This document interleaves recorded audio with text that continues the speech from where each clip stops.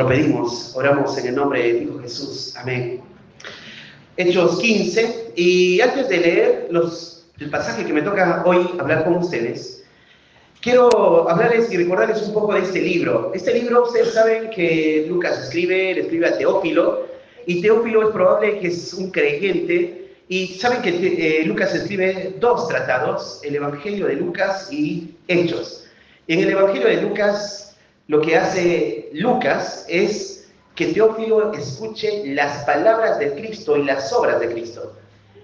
En el libro de los Hechos, que es su segundo tratado, es que también Teófilo vea las palabras de Cristo y sus obras, pero ahora a través del poder del Espíritu Santo, a través de la iglesia o de los apóstoles. Entonces, Teófilo, cuando lea el libro de los Hechos, podía ver a Cristo ahora obrando a través del poder del Espíritu Santo en hombres sencillos y comunes, pero dotados con el poder del Espíritu, y ellos iban a hacer esta tarea de predicar el Evangelio.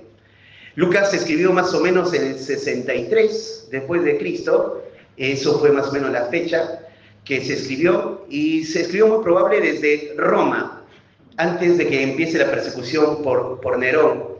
Ahora, hay algo importante en el libro de los Hechos, para que lo recuerdes un poquito. El libro de los Hechos es una transición. Cuando decimos una transición, se tiene que ver que hay cosas que se van a quedar en el pasado, en un sentido, y hay cosas que se van a abrazar y afirmar. Esa transición del antiguo pacto al nuevo pacto. El antiguo pacto queda terminado desde la resurrección de Cristo, y de la resurrección de Cristo hacia adelante empieza el nuevo pacto que se establece hoy, se estableció. Por lo tanto, lo que hace Lucas es enseñarnos en esa transición. Y el libro de los Hechos por lo menos nos cuenta y nos narra los 30 primeros años de la iglesia, la primera iglesia, en esos 30 años, cómo ellos vivieron esas dinámicas.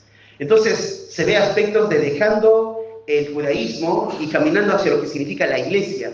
Es por eso que Hechos se tiene que observar de manera descriptiva y no de manera normativa.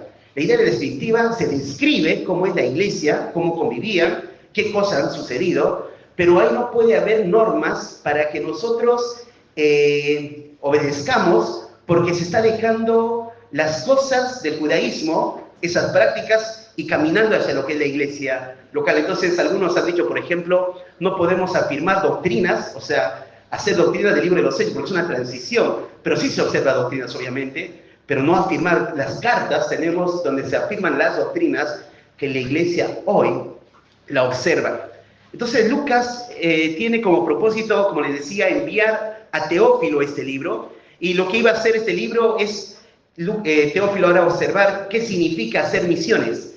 Y el misionero, de modelo, ejemplo, es Dios mismo. Y Hechos 1:8 es ese pasaje que dividiría todo el libro de los Hechos. Si te recuerdas, dice, y me seréis testigos, ¿dónde? Jerusalén, Judea, Samaria, y hasta lo último de la tierra. No, dice, y recibiréis poder cuando haya venido sobre vosotros el Espíritu Santo, y me seréis testigos. Ahí empieza, ¿no? Y seréis testigos, Jerusalén, Judea, Samaria, hasta lo último de la tierra. Entonces, solo esa descripción te dice el bosquejo del libro de los Hechos. Entonces, tienes del capítulo 1 al capítulo 4, Jerusalén, capítulo 5 al capítulo 8, tienes ahí Judea, Samaria, del capítulo, al capítulo 12, 8 al 12, Judea, Samaria, y luego del 12 hasta el capítulo 28 tienes hasta lo último de la tierra. Entonces, ahí está dividido el libro de los Hechos, de manera tan práctica. ¿Y nosotros dónde estamos en todo esto? Nosotros estamos justamente ya cuando el apóstol Pablo salió a hacer su primer viaje misionero, regresó, y ellos, cuando estuvieron en Antioquía, es probable que estuvieron 3 años en la iglesia de Antioquía, y es donde se presentó este asunto donde los judaizantes querían llevar a que practiquen los cristianos la circuncisión. Entonces, ¿se acuerdan ustedes que hemos observado, hemos visto cómo Pablo, Bernabé se oponen a esto, y este asunto lo llevan a Jerusalén, y ahí está el concilio de Jerusalén. Luego, de ahí, de Jerusalén, sale una carta para que se lea en la iglesia de Antioquía y en otras iglesias, que eso no se tiene que practicar, o sea, que dejen libre, que no obliguen esto a los cristianos gentiles, pero sí tenían que algunas cosas no hacer, como por ejemplo comer ahogado, sacrificio a los ídolos, y había otras cosas que se había hecho de Jacobo y los otros ancianos habían determinado que se observe también los gentiles. Entonces, el concilio de Jerusalén está en el capítulo 15. Luego de eso, hemos visto que después llegan a Antioquía, y ahí en Antioquía ahora está Bernabé, Pablo, Judas y Silas. Fíjate el capítulo 15, verso 30, y tú ves ahí en el verso 32, pero sería 15, 32. Y Judas y Silas, como ellos también eran profetas, consolaron y confirmaron a los hermanos con abundancia de palabras. Y pasando algún tiempo allí, fueron despedidos en paz. Y el 35 dice, y Pablo y Bernabé continuaron, ¿en dónde? En Antioquía, enseñando la palabra del Señor. Entonces, ¿quiénes están en Antioquía? En Antioquía está Pablo, Bernabé, el que regresa es Judas, Silas se queda también ahí en Antioquía, y ahí nos hemos quedado en la historia. ¿Y qué sigue? Bueno, sigue su segundo viaje misionero. Y el segundo viaje misionero empieza desde el versículo 36 en adelante, y ahí empieza todo ese movimiento. Así que el tema que vamos a ver es pasión por las misiones. Pasión por las misiones. Y este tema lo vamos a ver en dos partes. Hoy lo vamos a ver del verso 36 al 41, y la otra parte lo vamos a ver el próximo domingo, del capítulo 16, del 1 al 5. Quiénes son los instrumentos para las misiones también. Entonces hoy nos vamos a enfocar del 36 al 41, pasión por las misiones. Así que permítanme leerlo y luego empezamos, ¿ok? Dice así: después de algunos días, Pablo dijo a Bernabé, volvamos a visitar a los hermanos en todas las ciudades en que hemos anunciado la palabra del Señor para ver cómo están. Y Bernabé quería que llevasen consigo a Juan, el que tenía por sobrenombre Marcos, pero a Pablo no le parecía bien llevar consigo al que se había apartado de ellos desde Panfilia y no había ido con ellos a la obra. Y hubo tal desacuerdo entre ellos que se separaron el uno del otro. Bernabé, tomando a Marcos, navegó a Chipre. Y Pablo, escogiendo a Silas, salió encomendado por los hermanos a la gracia del Señor. Y pasó por Siria y Cilicia, confirmando a las iglesias. Este es el pasaje que vamos a observar. Y ya empezó ya había empezado su primer viaje misionero, ya han retornado, están en su propia iglesia, ahí en Antioquía. Están 3 años ahí, están enseñando, y ahora Pablo despierta en su corazón un deseo de regresar a ver a los hermanos, como hemos leído. Y suceden varias cosas. Es altercado entre Pablo y Bernabé, y luego llegan a ir a las iglesias. Y es lo que vamos a ver. Lo vamos a dividir en 3 partes. ¿Ok? Y en primer lugar, para que haya pasión para las misiones, tiene que haber esto: compromiso por la vida espiritual de los hermanos. Un compromiso por la vida espiritual de los hermanos. El apóstol Pablo es un modelo, un ejemplo de hacer misiones.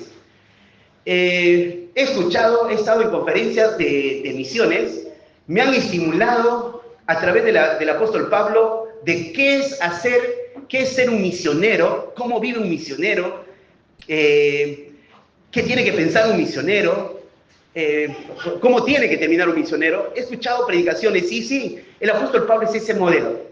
Y acá se ve cómo Pablo despierta en su corazón, hay algo en su corazón y tiene un deseo grande de querer ahora ver a sus hermanos. Pero hay cosas acá que tenemos que resaltar. Ok, así que veamos con cuidado. Hechos 15, 36. Dice, después de algunos días. ¿De qué días? O sea, de esos días que estaban enseñando ahí en Antioquía. Dice, Pablo dijo a Bernabé, volvamos a visitar a los hermanos en todas las ciudades. Entonces, ahora Pablo, de aquí en adelante, va a ser el que va a tomar la iniciativa en muchas de las decisiones.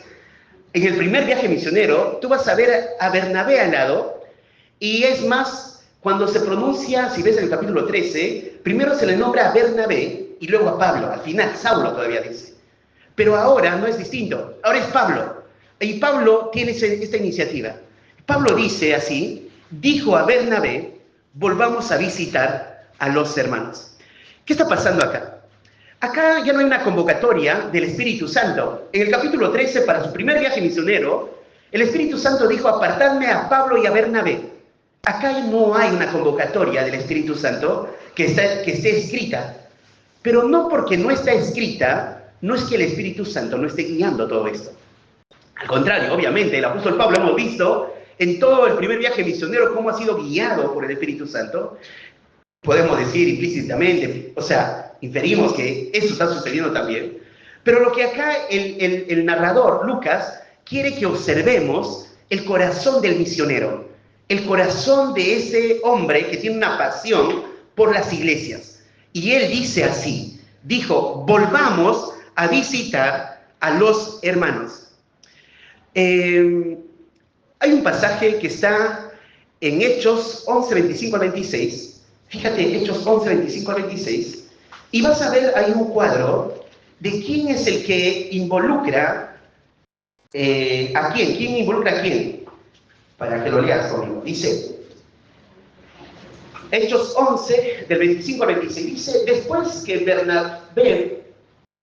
fue Bernabé, ¿a dónde? A Tarso. ¿Para buscar a quién? Saulo. Y hallándole, le trajo ¿a dónde? A Antioquía. Y se congregaron allí todo un año. Hasta ahí nada más. Volvamos al texto. ¿Qué tiene que ver esto? Bernabé es ese hombre pastor. Es ese hombre que toma personas, los entrena y luego les da dirección. Pablo estaba en Tarso y él huyó de Jerusalén y se quedó ahí en Tarso porque creían los apóstoles y no querían juntarse con él, ¿se acuerdan? Porque él había matado a cristianos y entonces él tenía que huir a Tarso.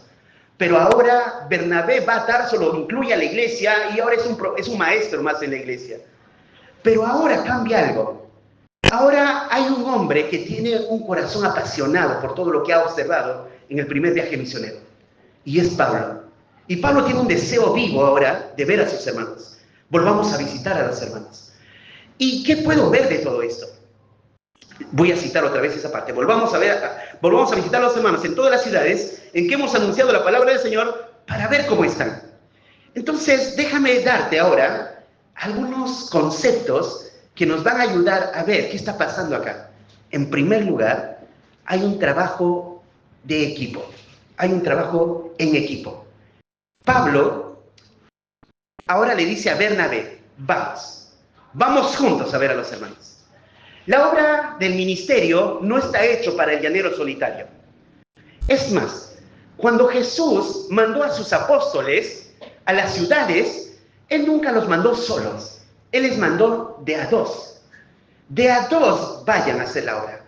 Y siempre se necesita hacer la obra de a dos. No, una persona no puede hacer la obra solo. Necesita un compañero al lado. Necesita hablar con alguien. Necesita que otro lo exhorte. Necesita ver un modelo. Necesita ser acompañado en los momentos de alegría y tristeza. Necesita un amigo. Entonces Pablo sabe esta dinámica de las misiones. Pablo pudo haber pensado ir solo, o sea, no dice el texto, pero Pablo está pensando en equipo, está pensando en las misiones. Y tú vas a ver, en los 3 viajes misioneros de Pablo, siempre ha incluido personas. Iba equipando, iba tomando. Y vamos a ver en la otra semana cómo va a tomar a Timoteo para que se incluya ahora en este segundo viaje misionero. Y de ahí en adelante continuamente. Es más, cuando él está a punto de morir, Pablo le dice a Timoteo, ven a verme, ven pronto a verme. Pablo entiende qué es la dinámica de cuerpo. Pablo entiende qué significa la iglesia local. Pablo entiende que es un compañero. Y acá está este principio de trabajo en equipo. Entonces Pablo ha pensado ir con Bernabé, aunque él no irá, como más adelante hemos leído, él no va a ir. Pero Pablo estaba buscando un compañero de ministerio.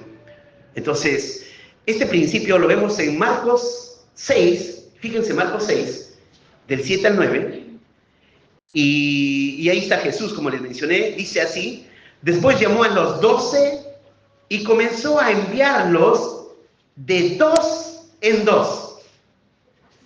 Esto es hacer la obra del Señor, de 2 en 2. Recuerdo Arturo me preguntó en una de las charlas que tuve con él, me dijo, pastor, el próximo año, ¿qué piensas? ¿Sería bueno venir con otro? O sea, regresar con otro, con uno más. Le dije, indudablemente que sí. Es necesario que estés con otro. Y él mismo me lo manifestó. Sí, yo lo necesito. Yo necesito estar con un compañero. Bueno, ahí hubo momentos que Marlon fue su compañero. Pero él quería funcionar con alguien, obviamente, en todo lo que él vino a hacer. Todo un mes metido, funcionando con la iglesia, pero él necesitaba estar en una habitación con otro amigo más, donde platiquen del ministerio. El equipo tiene que funcionar, el cuerpo funciona. Entonces sí, es necesario un equipo. Entonces este es el primer principio, de a dos. En segundo lugar, ¿qué veo más acá? Tenemos que pensar en las prioridades. ¿Y qué es la prioridad de Pablo? La prioridad de Pablo son las iglesias. Pablo dice así, fíjense el versículo 36 otra vez. Después de unos días, Pablo dijo a Bernabé,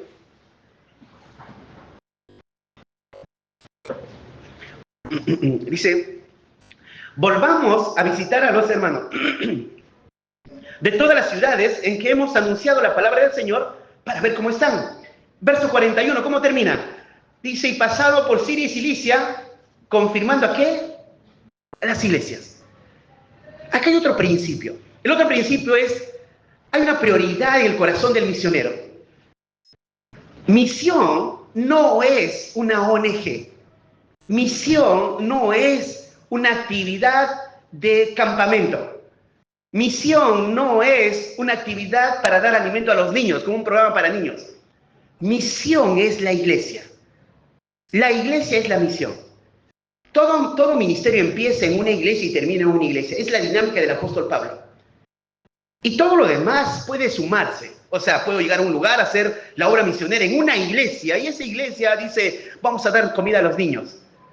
Pero el misionero no está pensando en los niños, sino está pensando en la iglesia local. La iglesia local es el fin para hacer el ministerio. Se tiene que enseñar a la iglesia, se tiene que equipar a la iglesia. Por lo tanto, acá Pablo pone este principio, volvamos a ver a los hermanos, que significa las iglesias, vamos a las iglesias. Entonces, las misiones no terminan hasta ver que haya iglesias sólidas, afirmadas, caminando por sí mismas, iglesias estables, iglesias concisas, iglesias fuertes doctrinalmente. Ahora, esto lo veo en la dinámica de nuestra iglesia. Somos misioneros con mi familia de Fundación Igleo, de la Iglesia San Justo. Si alguien no nos dice misioneros a nosotros, no me llaman el pastor de la iglesia. Pero ahora de acá a unas semanas voy para Argentina y cuando nos presentan a veces así en la iglesia, él es el hermano que salió a hacer misión a Perú. Y tienen en la mente los hermanos de Argentina, ellos fueron a Perú y las iglesias de allá están involucradas en muchas de las cosas de nosotros como familia. Hacer misión es ser una iglesia. Ahora, lo traigo esta idea por algo. Que a pesar que ya hay un grupo de hermanos, hay una membresía, pero la iglesia no ha terminado la misión. No se terminó la misión todavía. La misión continúa. Es por eso que la iglesia de San Justo está todavía involucrada. Y va a estar involucrada hasta que la iglesia esté caminando en todas las dinámicas de ser una iglesia fuerte y sólida. Acá ves esta dinámica. Pablo planta una iglesia y ahora está pensando regresar a la iglesia y afirmar a la iglesia. Y que haya un liderazgo bíblico. Lo que se espera en un futuro, que nuestra iglesia tenga una pluralidad de ancianos. Y sería una iglesia ya, aunque en membresía sea poco, lo importante es que tenga un liderazgo sólido. Porque cantidad no es iglesia. Iglesia se observa a personas profesando una fe con una pluralidad de ancianos acompañando a esa iglesia. Entonces, esta tarea continúa. Y tú ves esta dinámica también en Hechos 14, fíjate, Hechos 14, 21. Y después de anunciar el evangelio a aquella ciudad y de hacer muchos discípulos, volvieron a Listra, Iconio y Antioquía, 22, confirmando los ánimos de los discípulos, exhortándoles a que permaneciesen en la fe y diciéndoles es necesario que a través de muchas tribulaciones entremos en el reino de Dios, y constituyeron ¿qué? Ancianos. ¿Dónde? en cada iglesia. ¿Qué hicieron en este caso Silas y Judas? Ellos lo que hicieron fue confirmar la fe y establecer ancianos. Ese era Pablo y Bernabé. Pablo y Bernabé hicieron esto, confirmar la fe y establecer ancianos. Entonces, el principio que Pablo tiene en mente es: no se abandona la obra, no se abandona a los hijos. Una iglesia se puede convertir en una iglesia madre, claro que sí. Cuando empieza a hacer una misión y hay convertidos en una zona, y ahora no se abandona ese grupo. Ese grupo se tiene que acompañar hasta que sea una iglesia fuerte, estable. Entonces, para esto va a demandar muchas cosas. Demanda finanzas, demanda personas, demanda tiempo, demanda que la iglesia se involucre. Y eso es lo que vamos a ver más adelante, cómo funciona cuando queremos hacer las misiones. Pero así empieza, de un corazón, no abandonando la obra. Prioridad, la iglesia local. Arturo le decía: Arturo, la misión no tiene que ver con una actividad. La misión tiene que ver con caminar con la iglesia. Pablo acá está diciendo: volvamos a ver a los hermanos. Pablo no está haciendo un programa de evangelismo. Pablo no está diciendo: a ver, hermanos, hagan un campamento y voy. Pablo está yendo a caminar con los hermanos, a estar de casa en casa. Misión tiene que ver con esto, vivir con los hermanos. Y sí, ves a estos misioneros que están continuamente con los hermanos caminando, es lo que deseamos ver. Ahora hay otro más, otra idea, hermanos. En tercer lugar, pensaría así: ¿qué más veo acá? Se ve esto. Se ve que se está armando un compañerismo entre iglesias. Dice: pastor, ¿dónde está eso acá? ¿Dónde está? No lo veo. Y sí, no está la palabra compañerismo. Pero, hermanos, dice: vamos a ver a los hermanos. ¿Quiénes son esos hermanos? Verso 41. Las iglesias locales de esa región. Entonces, ¿recuerdas que hemos estudiado la gracia de dar? ¿Qué es dar generosamente? ¿Y quiénes daban? ¿Te acuerdas las iglesias de Macedonia? No te dice la iglesia de Macedonia, las iglesias. Y acá ves esta idea, las iglesias. Entonces lo que Pablo está haciendo en su segundo viaje misionero, lo que pretende hacer es que se cree un compañerismo. O sea, él, al ser el apóstol, puede llegar a las iglesias que él plantó.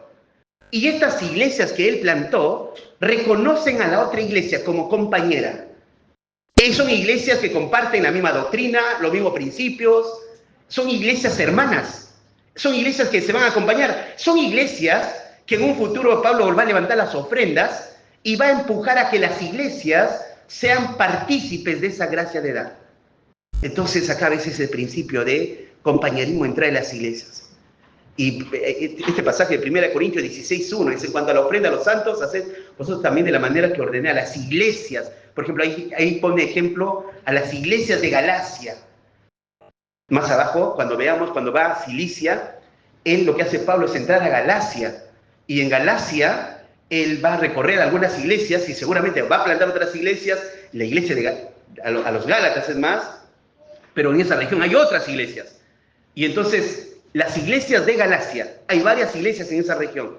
¿Y qué hacen estas iglesias? Comparten un compañerismo. Pero para que haya eso, se necesita alguien que genere esa comunión. No puede haber una iglesia desasociada de otras iglesias. Nosotros no somos una iglesia libre en un sentido que no tenemos otros compañeros, hermanos. Tenemos otros amigos. Son hermanos, hermanas, iglesias hermanas. Las IBMs. Aunque en Perú somos la única, pero tenemos varias. Ahora, y a pesar que somos única, digamos, en IBM aquí en Perú, pero guardamos comunión con otras iglesias. Guardamos compañerismo en un sentido. Y lo hemos charlado en algún momento con algunos pastores, quiénes son esos compañeros que compartiríamos y nos sentaríamos y escucharíamos la predicación de ese pastor y esa iglesia escucharía la predicación de su pastor. Pero con otras iglesias no, porque hay un compañerismo en común. Y acá las iglesias están estableciéndose así para ser un futuro compañeras entre ellas. Pero ¿dónde está el fin de todo esto? ¿Cuál es? ¿Por qué Pablo está apretado con esa pasión para hacer esta obra? Fíjense Colosenses 1:28. Creo que esto responde al corazón de este hombre. Colosenses 1:28.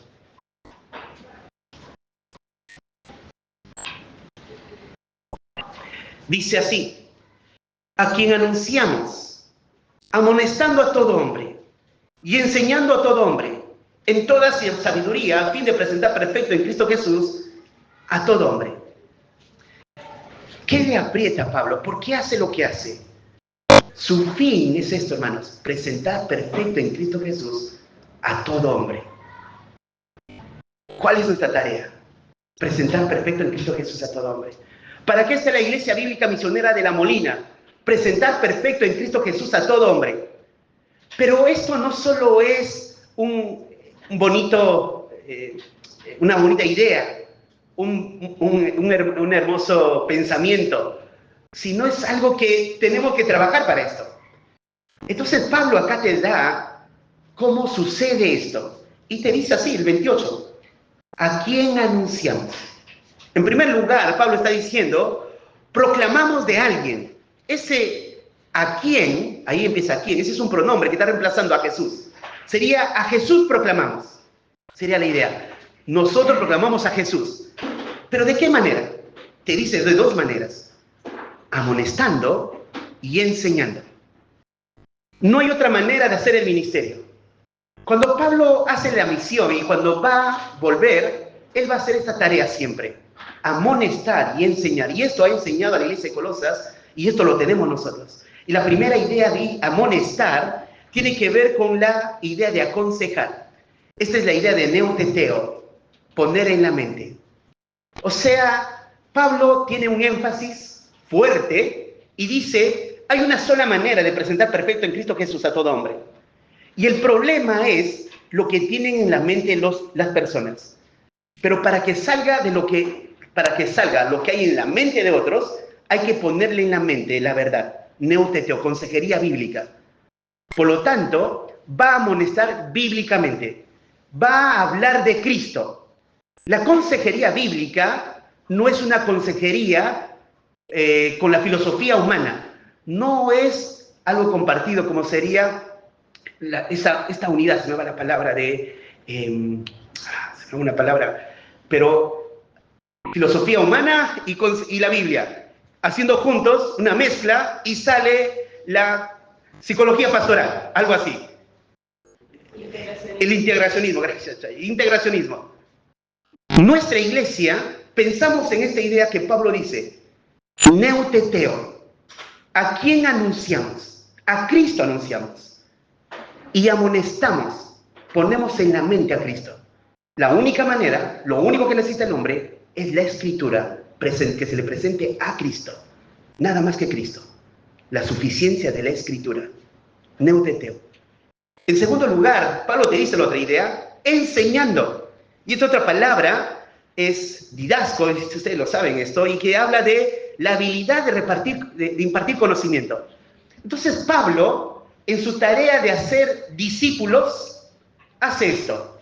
Presenta a Cristo y pone en la mente de las personas a Cristo, pero de manera hábil les enseña los conceptos doctrinales profundos, los hace sencillo para que lo comprendan y lo puedan vivir.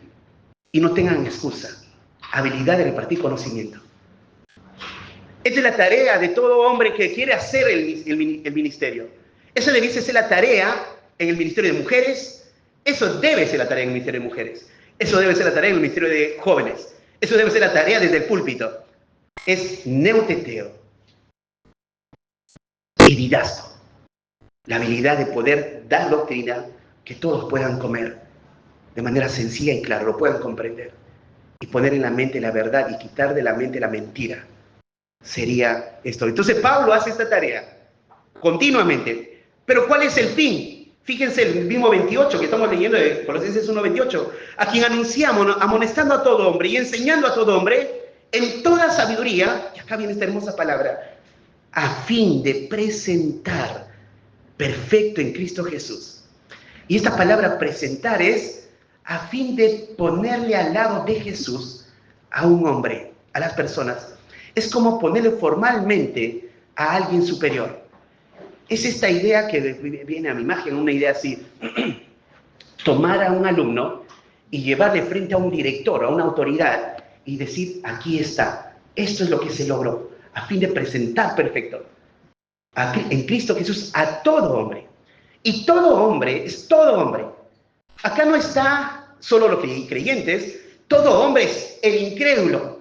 Pero el incrédulo, ¿de qué manera puedo poner en la mente? Bueno, al incrédulo no se le pone en la idea de consejería bíblica, en la preconsejería, es hablarle de Cristo y hablarle de su realidad del pecado. Lo único que necesita el incrédulo es escuchar cuán perdido está, cuán muerto está en sus delitos y pecados, y lo único que le espera, si no se arrepiente, es la muerte eterna, pero Cristo murió en su lugar. Arrepiéntete.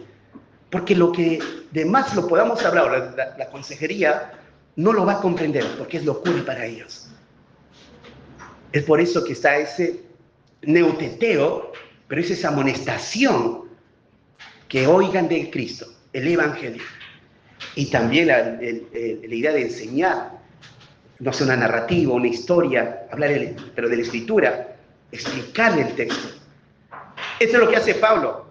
Para esto está, y esto es su función. Entonces, si piensas de esta manera, ahora volvemos a Hechos, fíjate lo que dice 36. Después de algunos días, Pablo dijo a Bernabé, volvamos a visitar a los hermanos en todas las ciudades en que hemos anunciado la palabra del Señor para ver cómo están. Y hay una última idea. ¿Sabes cuál es la última idea? Pablo, cuando dice hermanos, aunque habla en plural, pero de seguro, cuando llega a las iglesias, recuerda los rostros de aquellos hermanos que han estado en esas iglesias. Esta es la peculiaridad de Pablo cuando manda sus cartas. Dice, trayendo a mi memoria a vosotros, haciendo memoria de vosotros. Continuamente cuando dice eso, es porque trae a su mente la imagen, la figura, los rostros de los hermanos. Un ministerio genuino luce así, luce realmente pensando en la vida de los demás. No piensa en sí mismo. Y acá ves a Pablo ese modelo de hombre. Bueno, entonces las preguntas para este primer punto sería, ¿de qué manera se evidencia tu compromiso con las misiones? Otra pregunta sería, ¿cómo puedes estimular a tus hijos que las misiones es la tarea de toda iglesia, que a ellos los incluye? Pensé en esta última pregunta, pensando que los niños iban a estar, pero me olvidé que hoy tenían clases y de misiones. Justo ahora están hablando de misiones los niños ahí con Roy. Les está enseñando de un personaje de la historia que fue un misionero, y los niños están escuchando esa historia. Pero como padre, ¿cómo podemos enseñar a nuestros hijos a amar las misiones? Bueno, hay muchas maneras. Desde hablarle de Cristo, de Dios, que ellos son los misioneros. Dios mandó a su Hijo, Jesús vino. Y también hablar de los demás. Pablo, todos ellos misioneros. Pero también tenemos otros misioneros que están en las historias y están en dibujitos animados. Les estimulas a tus hijos en cuanto a las misiones. Bueno, en primer lugar, comprometiéndose con la vida espiritual de los hermanos. En segundo lugar, comprometiéndose con los principios para realizar el ministerio. Comprometiéndose con los principios para realizar el ministerio. Acá viene un tema de mucho debate, y lo que no pretendo es que pienses igual que yo, porque es un debate, termina en un debate igual. Pero sí estuve pensando bastante en este pasaje y lo quiero decir, ¿ok?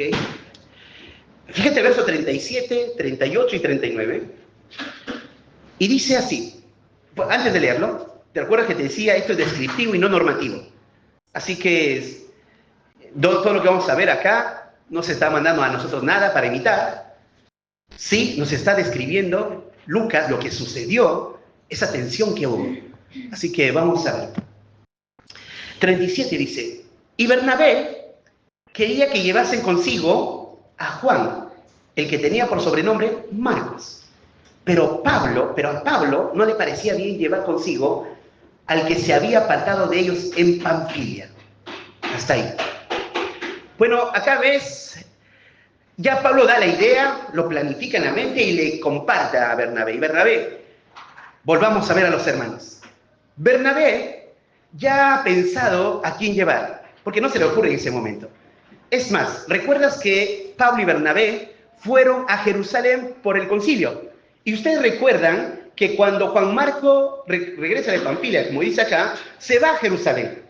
Y entonces ahora está en Antioquía. Lo que quiere decir es que cuando ellos regresan para hablar a la iglesia de Antioquía sobre la carta que están llevando, también fue con ellos, muy probable, Juan Marco. Y se supone, eso dicen los comentaristas, que en ese camino, en ese viaje, Bernabé ha estado viendo en Juan Marco características que ahora puede acompañar en el segundo viaje misionero. ¿Ok? Entonces, él está pensando en eso. No se le dijo nada a Pablo, pero ahora se le va a decir porque Pablo dice, volvamos a ver a los hermanos. Y ahí sale todo esto. Juan es un nombre judío, Marcos es el nombre gentil, ¿ok? Juan Marco. El 38 dice, pero Pablo no le parecía bien llevar consigo al que había apartado de ellos desde Panfilia. Ahora, te quiero mencionar algunas cosas ya desde acá. Es esto, Pablo tiene un criterio claro y no haría pasar un hecho trascendental que él observó en Juan Marco. Porque acá te dice que Juan Marco se había apartado de ellos. Por consiguiente, integrar a una persona que estuvo dispuesta a abandonar, ahora que quiera ir, Pablo dice, no. Para Pablo, Bernabé no está apto. Entonces, cuando tú lees comentarios, te van a siempre llegar a un punto neutro, o sea, no tirando para ningún lado, en un sentido, porque los dos tienen razón. Tiene razón Bernabé y tiene razón Pablo. Pero, acá viene el pero, la perspicuidad de la Escritura hace lo siguiente. Si yo solo tuviera el libro de Lucas y observaría el libro de Lucas sin los demás libros, porque recuerden que los libros se juntan después. Entonces, si Teófilo se le va a dar el libro de Lucas. Y Teófilo, cuando lea esta historia, él va a sacar conclusiones. Y esto se habla de la intención del autor. En la predicación expositiva se tiene que hablar de la intención del autor. ¿Cuál es la intención del autor? ¿Por qué dice esto? Y acá se observa la intención de Lucas al narrar cómo sucedió y los detalles impregnados. Eso no quiere decir que Bernabé está actuando mal. Sí, lo que quiere decir es cómo se le presenta a Pablo. A Pablo se le presenta como un hombre que tiene celo por lo que son las misiones. Un hombre, diríamos, que debe ser así. Pablo sabe lo que significa hacer las misiones. Por lo tanto, si va a ser otra vez que Bernabé quiera ir con nosotros, Pablo va a decir no. Entonces, Marcos, ¿no? Me corrigieron. Estaba hablando de Bernabé, gracias. Por ahí el susurro me hizo recordar. Marcos. O sea, Pablo dice que Marcos no debe ir. Juan Marco, o Marcos, como quieran llamarlo. ¿Ok? Y dice, hubo tal desacuerdo. Y la palabra ahí desacuerdo es un estado emocional intenso. Es una expresión de palabra fuerte. Es como que hubo una riña. Ahora piensa esto. Esto dice un comentarista. Dice, Bernabé, ¿qué significa? Hijo de consolación. Hijo de consolación. Pero acá lo ves discutiendo, dejó de ser hijo de consolación. Acá lo ves en un altercado ¿con quién?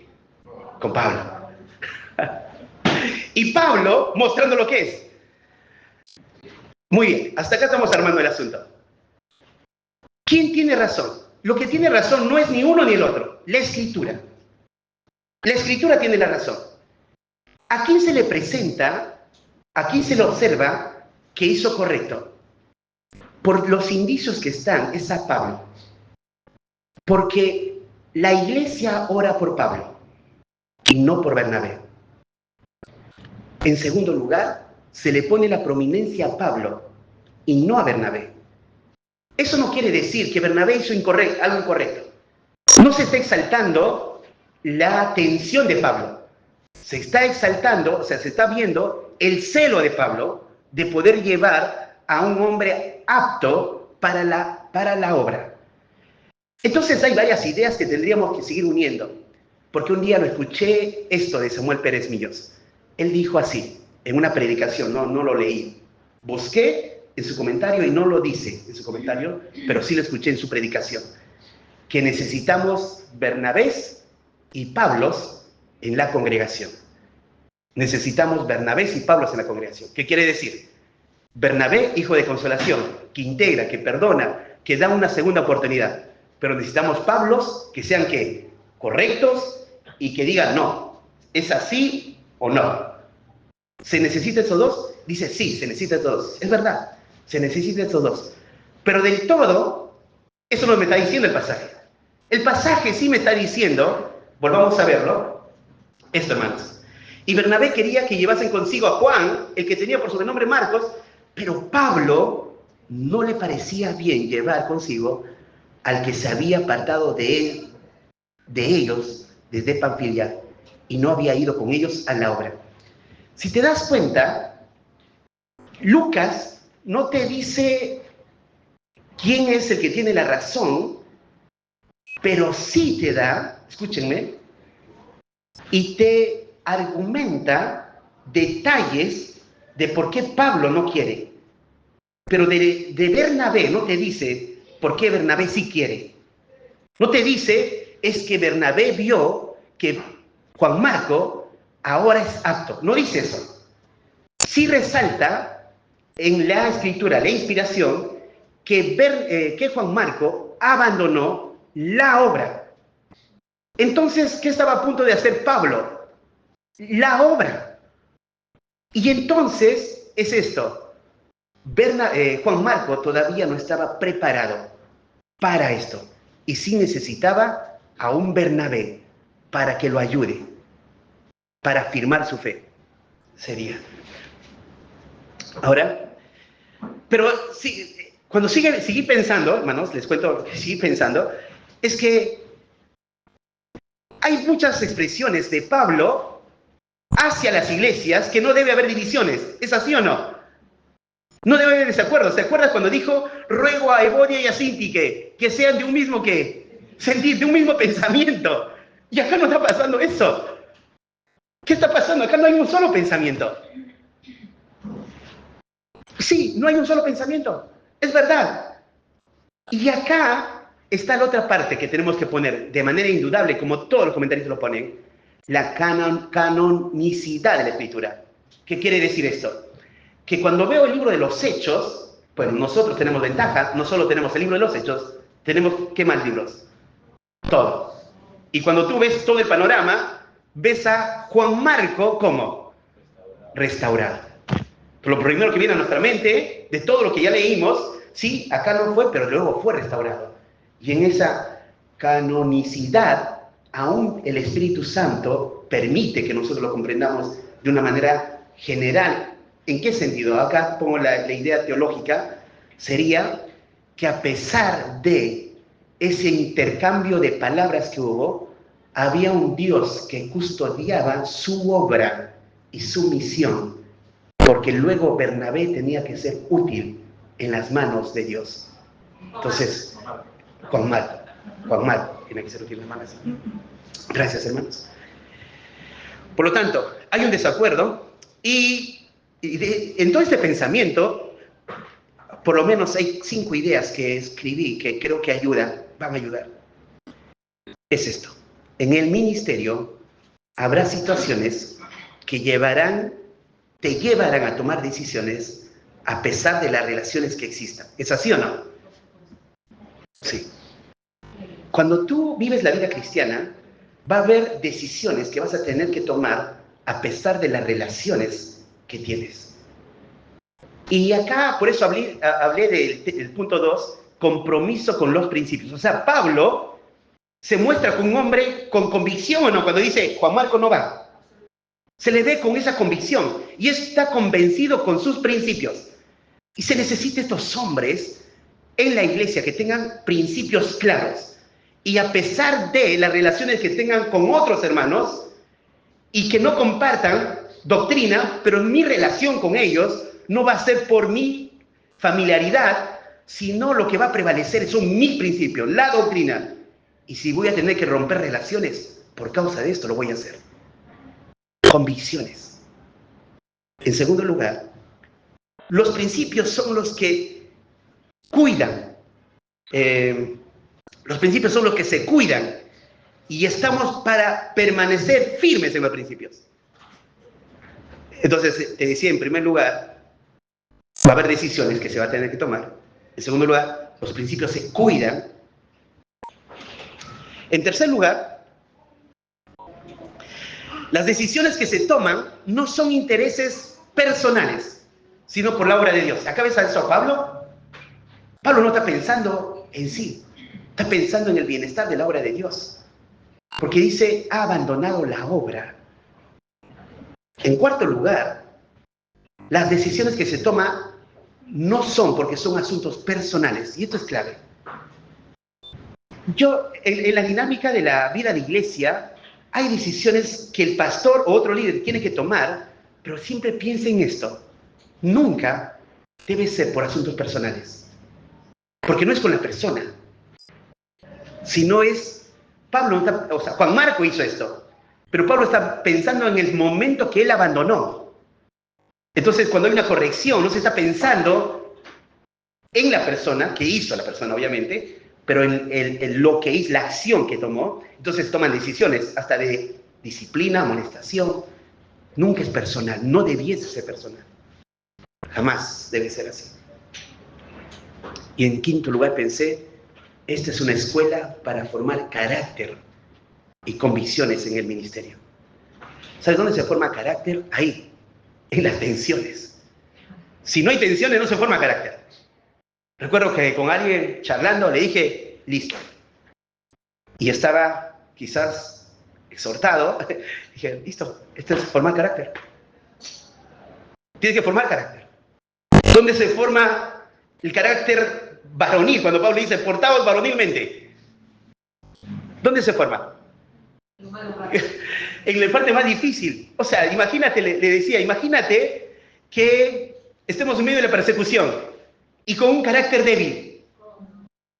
Y ahí están en medio de la persecución y Pablo le dice, portaos varonilmente. O sea, tienen que sacar de sus fuerzas. No hay momento para estar, no digo no llorar con los que lloran, pero no es su foco de atención. Eso lo que pasa en su vida, esas pruebas, le forman carácter. Siguen pensando en el Señor. Son soldados, se levantan.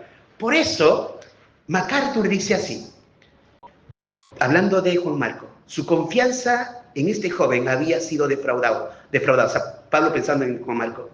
Es un soldado de un corazón débil. Marcos demostró una falta de valentía, una falta de confianza en Dios, una falta de fortaleza. Abandonó y su abandono fue indefendible. Por eso Pablo dijo, no. Entonces, cuando tú ves la escritura, cómo termina esa parte, ves que Lucas está apoyando lo que Pablo está haciendo.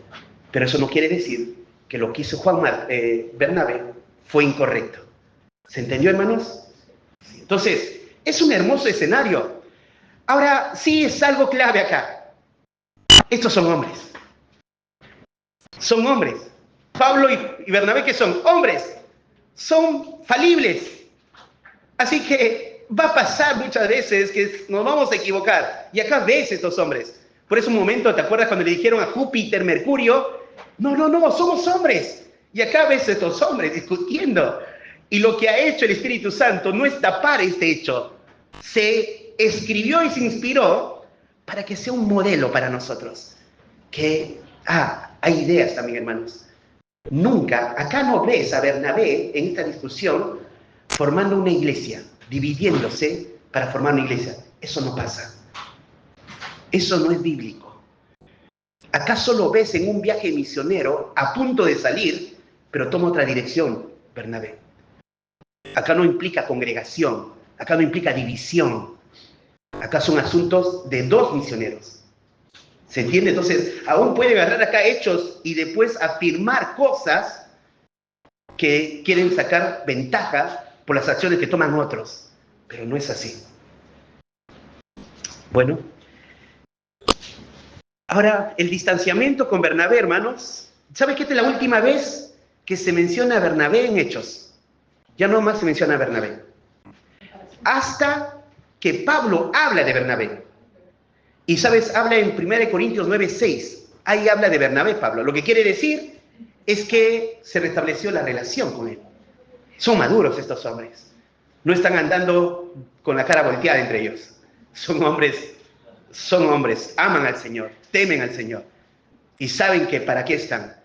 Y como un comentarista decía, lo que el enemigo quiso hacer de Pablo y Bernabé, no se imaginó que ahora hay dos grupos misioneros. Uno que van a ir por Galacia y el otro que va a ir por Chipre. Van a ir predicando el Evangelio. Ahora, no solo Bernabé, sino también se restablece la relación con Juan Marco. Y ustedes ya saben que, como dijeron ustedes, o mencionaron ustedes, sobre que Juan Marco, un pasaje, nada, hay varios pasajes, pero según Timoteo 4:11, cuando Pablo le dice a Timoteo, toma Marcos y tráele contigo, porque me es útil para el ministerio. Útil para el ministerio. ¿Sabes? Tú sigues la historia de Juan Marco, es probable que cuando Juan Marco regresa de Panfilia, donde, los abandona Pablo y a Bernabé, regresa a Jerusalén. ¿Y quién estaba en Jerusalén? Pedro. ¿Y quién es Pedro? ¿No es el que abandonó y traicionó? Ahora Pedro, que tenía mucho que enseñarlo. Abandonaste. Te quiero revelar algo. Yo fui uno de esos. Con toda autoridad, ahora le enseñaba a ¿quién? A Juan Marco. Y es probable, porque dice Pedro, mi hijo Marcos. Es muy probable que a través del ministerio de Pedro, Juan Marco conoce el Evangelio, para que luego sea el amanuense y escriba el Evangelio de Marcos. Ese es Juan Marco. O sea, es impresionante todo lo que va sucediendo acá, pero Dios es el que custodia su historia. Es hermoso todo esto. Amén por eso. En tercer lugar, y cerramos, compromiso para afirmar la fe de las iglesias. Compromiso para afirmar la fe de las iglesias. Entonces, Bernabé, tomando a Juan Marco, navegó ¿a dónde? A Chipre. Y Chipre es el lugar natal de Bernabé, ¿ok, hermanos? Y Pablo, dice el verso 40, escogiendo ¿a quién? A Silas. Salió encomendado por los hermanos a la gracia del Señor. Y esto es hermoso. Pablo escogiendo a Silas. ¿Quién es Silas? Silas, sabes que él es de nacionalidad, de nacimiento judío, pero tiene la nacionalidad romana. Entonces, Dios es soberano en medio de toda su obra. Y cuando él decide, ¿se acuerdan que la expresión? Y Silas decidió quedarse. Dios sabe, inclina el corazón del rey a donde él quiere. Y ahora Juan Marcos se va y con Bernabé, Pablo queda y dice, bueno, ¿a quién llevo? Silas, vamos. Silas es un hombre que está listo. No es un hombre que va a jugar a hacer misión. Es un hombre ya preparado. Es un hombre que enseñaba. Es un hombre que le reconocían en medio de los hombres. Es un hombre con criterio. Es un hombre con la escritura. Porque él va a afirmar. ¿Cómo se afirma la fe de los hermanos? Con la palabra de Dios. No se puede afirmar con experiencias. No se puede afirmar con chistes. No se puede afirmar haciendo una reunión y una comida. Hermanos, sigamos viniendo a la iglesia. Eso no afirma la fe. La única manera de afirmar la fe es abrir la escritura, estudiar la escritura y afirmar, neuteteo, poner en la mente, esto dice el texto, se afirma en la fe. Y esto era Silas. escogiendo a Silas. Hay varios pasajes que hablan de lo que hizo Silas. Consoló y afirmó también, está en Hechos 15, 32 al 34. Y luego dice, salió encomendado a la gracia del Señor. La gracia del Señor es necesario para hacer la obra de Dios. Solamente debajo de la gracia de Dios se puede ver su mano. Hermanos, en medio de la clase que estoy tomando, una de las preguntas que se hacía, y esto desde el otro domingo, si Dios lo permite, vamos a estudiar cómo se observa la obra del Espíritu Santo en la iglesia, y eso quiero estudiar con ustedes en la escuela dominical. Y una de las preguntas que hacía el profesor era, ¿cómo observas que el Espíritu Santo está en la iglesia? ¿Cómo observas que está la gracia del Señor ahí? No es por números.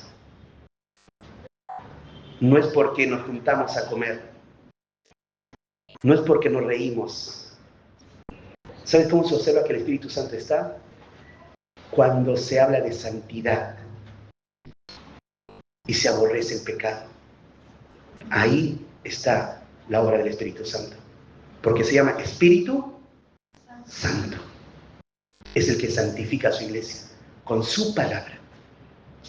Y yo doy gracias a Dios porque eso se da en la iglesia. Se está dando la reunión de varones, la de jóvenes, las mujeres, y vamos creciendo, vamos viendo luchas en nuestro corazón, pero vamos avanzando. Y esa es la idea, ser como Cristo, para la gloria de su nombre. Y pasó por Siria y Cilicia. Siria y Cilicia, Siria al lado de Antioquía, Cilicia era la ciudad natal de Pablo, ahí en Tarso, y ya esto era parte de Galacia, así que ahora ellos van por ese lugar. Y ahí termina diciendo, confirmando a las iglesias.